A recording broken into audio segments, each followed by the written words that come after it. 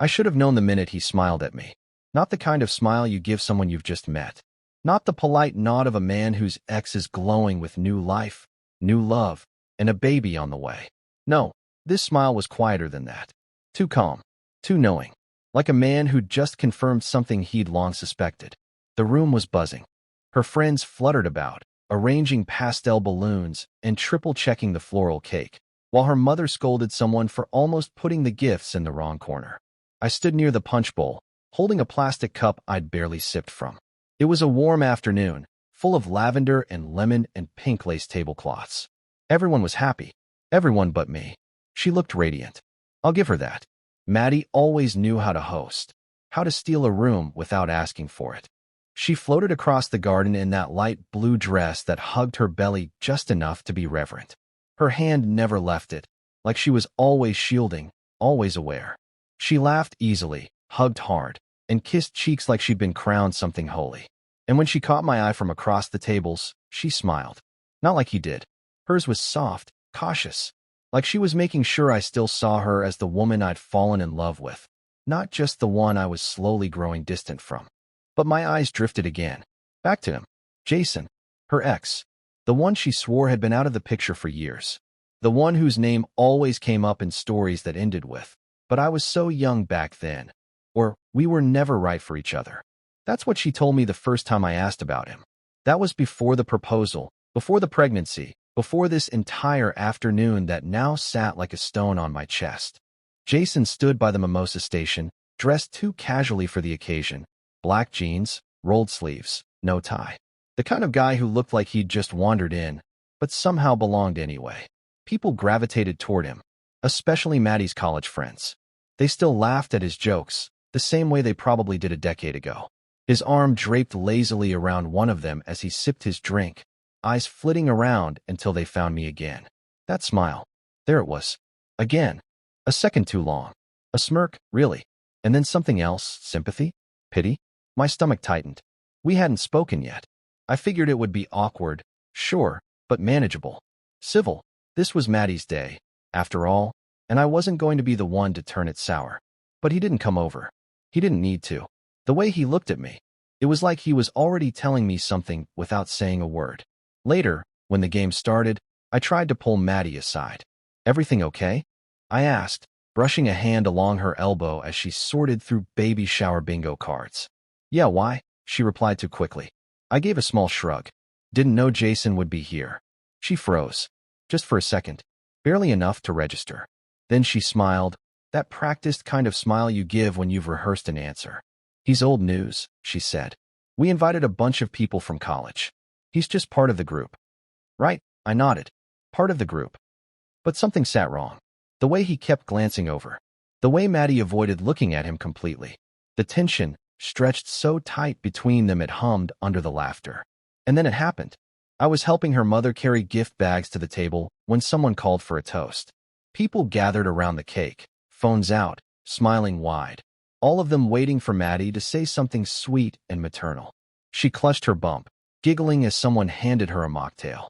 Jason, of all people, stepped forward, holding his glass. "I just want to say," he began, eyes scanning the group. "I've known Maddie a long time. Since way before," he paused, flicked a glance at me. "Since way before all this. And she's always been the strongest, kindest woman I know." The crowd awed. Maddie blushed.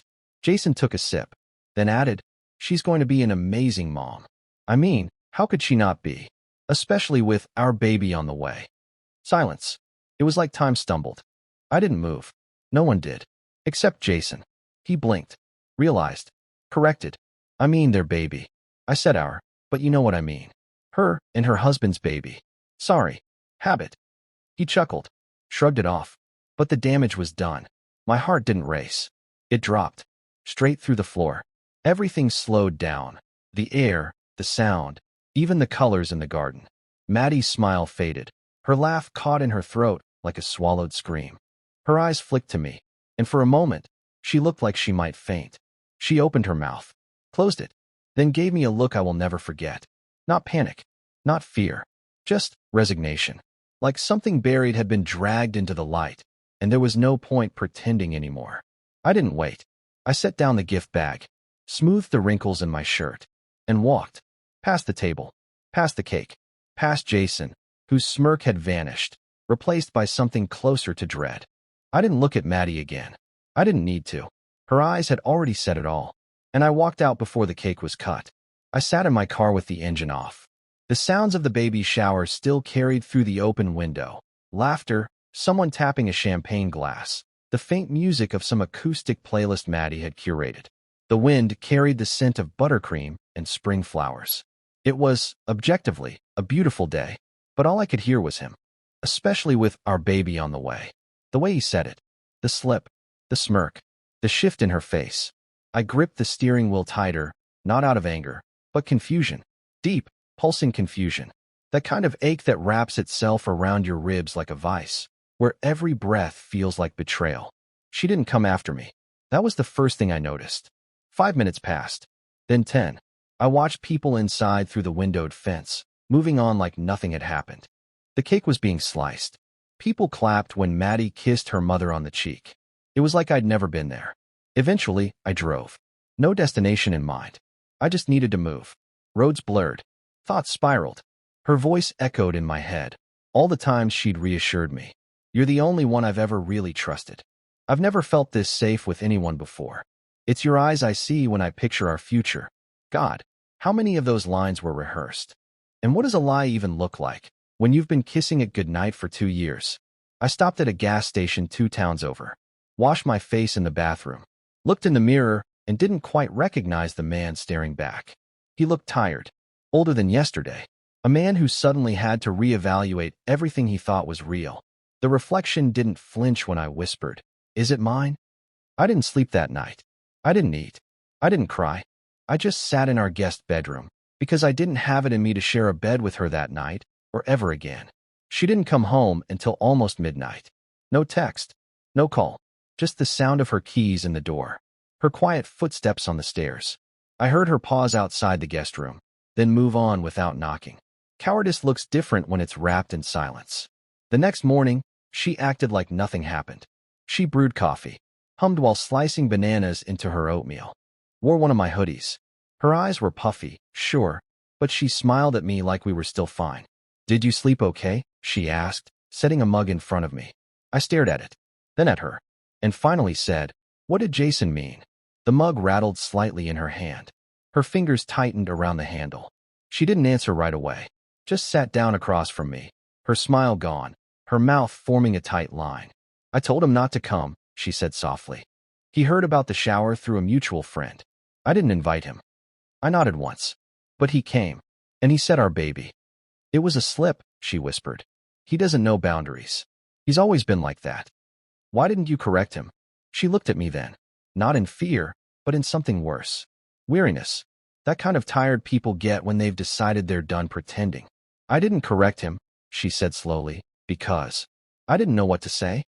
I felt the nausea crawl up my throat. "Maddie." She reached for my hand, but I pulled it back before she could touch me. "I didn't cheat on you," she said quickly. "Not the way you think." That phrase, "not the way you think." I wanted to laugh, but I was too numb to even try. "I need the truth," I said. She nodded. "You'll get it. I promise. Just not like this." "No," I said. "Like this. Now." She looked down at her belly, then at me. And for the first time since I walked out of that baby shower, I saw real fear in her eyes. Jason and I, we had one night. It was a mistake. We'd run into each other at a friend's wedding. It was before I found out I was pregnant. My throat closed up. "So you don't know?" She shook her head. I tried to tell myself it didn't matter, that it didn't mean anything, that you were the one I wanted to raise a child with. And then I found out I was pregnant, and you were so happy, and I didn't. Her voice cracked. "I didn't want to lose you. So you just buried it?" I asked. "Hope biology would do you a favor?" Tears now. "Yes. I was scared. I still am. But I love you. And you've been, God, you've been so good to me." I stood up, pacing. I didn't yell. I didn't throw anything. But my hands shook. "And he knows?" She didn't answer. "That's why he smiled," I muttered. "He knows." She buried her face in her hands. "He said he wouldn't say anything. I begged him not to ruin this." I laughed once. Bitter. "Well, he did." She stood, walked toward me. "Please." I need you to believe that this doesn't change how I feel about you. I stepped back. No, I said. This changes everything. And I left. Again. This time not just from the room. I left the house. The life. The illusion. Because whatever this was, whatever we'd been building, it wasn't what I thought. And if there's anything worse than being betrayed, it's realizing you were the last to know. For 3 weeks, I stayed in a furnished rental 15 minutes away from what used to be home. I told work I needed time. They understood, or at least pretended to. My phone stayed mostly silent, except for Maddie's messages, which came daily, sometimes hourly. She didn't beg. Not exactly. Her texts read like someone walking a tightrope between apology and desperation. Can we talk? I didn't mean for it to happen like this. I still want this life, with you. I never responded. Not because I wanted to punish her. I just didn't know who she was anymore. And in the stillness of that quiet, borrowed apartment, I started to ask myself questions I never thought I'd have to. Was I just convenient? Was I the safe choice? Would she have ever told me the truth if Jason hadn't slipped? And most of all, whose child was growing inside her? I made the call on a Wednesday afternoon. Found a discreet clinic 2 towns over that specialized in non-invasive prenatal paternity testing. They were professional, cold even, like they'd done this too many times to still feel the weight of it. All I needed was a sample from me. Maddie agreed to the rest. I'll do the test, she said quietly when I finally picked up one of her calls. I owe you that. She came alone. We didn't speak in the waiting room. I couldn't bring myself to look at her, not yet. She looked smaller somehow, not just physically, like the gravity of what she'd done had finally settled into her bones. The results would take a week. 7 days of circling the drain, wondering if my life was about to split down the middle, wondering if the child I'd already imagined cradling in my arms was someone else's, someone I couldn't even stand to look at. Jason. His name was like a bitter taste. He didn't reach out after the shower. No message. No apology. Maybe he thought he'd won something. Maybe he just didn't care. But I couldn't shake the way he looked at me that day. Like he knew something I didn't. Like he'd already claimed a part of my future without asking. The call came on a Thursday morning. I was sitting at the kitchen table, staring at the same bowl of cereal I'd poured an hour before. The nurse on the line was efficient. Detached. You're the biological father, Mr. Carson. There's no doubt. My heart stopped for a beat, then stuttered back to life. She repeated it once, more gently the second time, as if she knew that clarity, however welcome, still carried a weight of its own. After I hung up, I sat there for a long time. Not smiling. Not crying. Just breathing. Maddie texted me less than an hour later. I don't deserve your forgiveness. But if there's anything left between us, anything worth saving, I want to try. Even if you don't come back, I'll still love you. I didn't reply right away. I went for a drive instead. Past the park where we had our first picnic. Past the bookstore where she first told me she wanted to be a mother someday. Past the hospital where, in just a few months, she'd bring a life into the world. A life that, despite everything, was mine. And that changed things. Not in the fairy tale way. Not in the everything's okay now way. But in the way a man realizes he can't run from what he's responsible for. I saw her 2 days later. She was sitting on the porch when I pulled into the driveway. Her hands folded over her stomach. No makeup. No armor. She stood slowly when she saw me, like she didn't trust her legs. I wasn't sure you'd come, she said. I almost didn't, I admitted. Silence stretched between us, thick but honest. It's mine, I said finally. She nodded, tears already sliding down her cheeks. I never lied about loving you, she whispered. Even when I was selfish. Even when I was scared. I wanted to believe her. A part of me still did. But the rest of me, the bruised part, the part still reeling, knew that love isn't always enough to build on. I'm going to be there, I said. For the baby. No matter what happens with us. She nodded again, shoulders shaking. And us? She asked. I looked at her. The woman I'd once imagined forever with. The woman who had lied, stumbled, hidden the truth, but who had also carried something of mine through all of it. I don't know, I said. But I'm not walking away. Not from my child. And not from the truth. We stood there, just a few feet apart, but separated by months of secrets. I didn't take her hand. I didn't kiss her. I just sat beside her.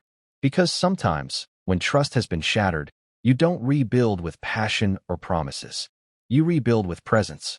And in that quiet moment, just the three of us, her, me, and the life between us, we started over. Not with forgiveness, but with honesty.